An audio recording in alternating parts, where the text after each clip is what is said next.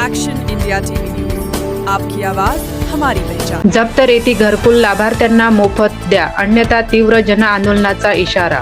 बाळू धुमाळ यांच्या नेतृत्वात राळेगाव शहरातील नागरिकांनी दिले जिल्हाधिकारी यांना निवेदन।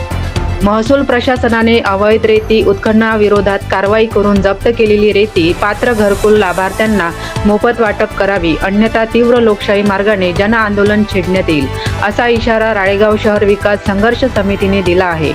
याबाबतचे निवेदन तहसीलदार राळेगाव यांच्या मार्फत जिल्हाधिकारी यवतमाळ यांना सादर करण्यात आले।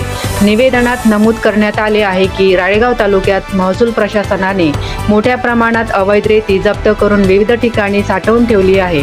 मात्र या रेतीची पुरेशी सुरक्षा व देखरेख होत नसल्याने दिवसाढवळ्या रेती चोरीच्या घटना घडत असून शासनाच्या मालमत्तेची खुलेआम लूट होत आहे। या प्रकारामुळे प्रशासनाच्या कार्यपद्धतीवर प्रश्नचिन्ह निर्माण झाले आहे।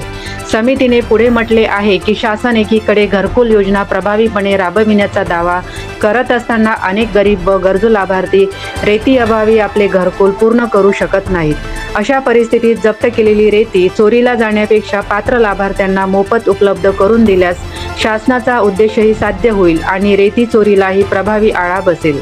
समितीने जप्त रेतीचे तातडीने सर्वेक्षण करून पारदर्शक पद्धतीने पात्र घरकुल लाभार्थ्यांना मोफत वाटप करण्याची मागणी केली आहे। तसेच जप्त रेतीच्या सुरक्षेत झालेल्या हलगर्जीची चौकशी करून दोषी अधिकाऱ्यांवर कठोर कारवाई करावी, अशी मागणी निवेदनातून करण्यात आली आहे। मुख्य संपादक विनोद माहुरेसह राळेगाव शहर प्रतिनिधी गणेश काळे।